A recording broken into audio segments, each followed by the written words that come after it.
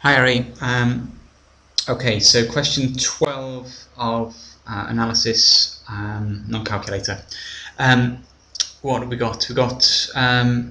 Yeah, okay, I've sort of done some of this already because just it doesn't write very smoothly when I'm recording, so I've just done a bit of pre-writing. So there's our function that we're trying to find. We're doing f of x equals x squared minus 2x, and it's saying find the area that is between the function and the x-axis. It's trapped between the function and the x-axis. You've got to be able to sketch these functions. You've got to be able to look at the function and be able to sketch it. And it's a fairly standard question from what I can see. You know, the 11 was exactly the same, and 12's another one like it. So and I think 14 as well. You have to be able to sketch it. Generally speaking, if it's x squared minus 2x, or x squared minus so many lots of x, the first step to do would be to factorize it. And although it's a quadratic, and we used to have it factorize into stuff like x plus 1 brackets x minus 2. That's the sort of when we're looking at quadratics, they normally factorize into stuff like that. But it's slightly different here because we haven't got this number at the end. In fact, it's slightly easier because because both of me type x, I could the x to the outside of the bracket. That would give me x brackets x minus 2. X times x would give me x squared. X times minus 2 will give me minus 2x.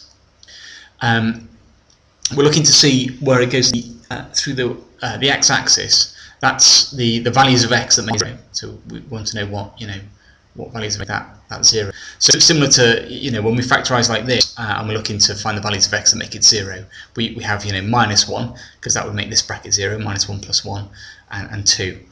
2 minus 2 would be 0. So we want to see the values of x that would give 0 when we multiplied it out.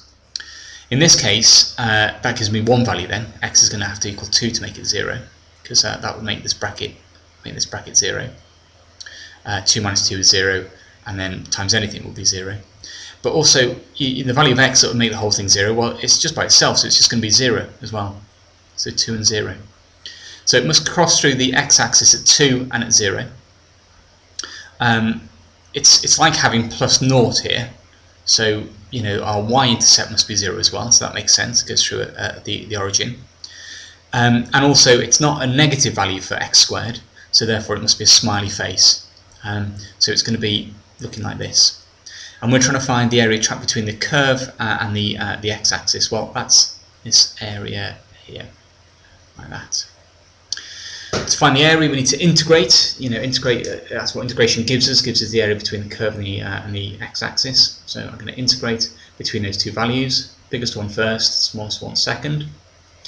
And we're doing x squared minus 2x with respect to x.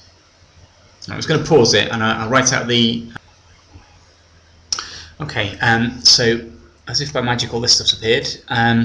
So we've integrated this. So we're going to think what would it have been before I differentiated it. The power must have been 1 higher. 3 times something gave me the 1 that was before the x squared. So 3 will give me that. So that would give me x squared. And this would be times by the power, take 1 off the power, would give me minus 2x. Substitute 2 into it. 2 cubed is 8. So I want a third of 8 minus 4. 2 squared 4.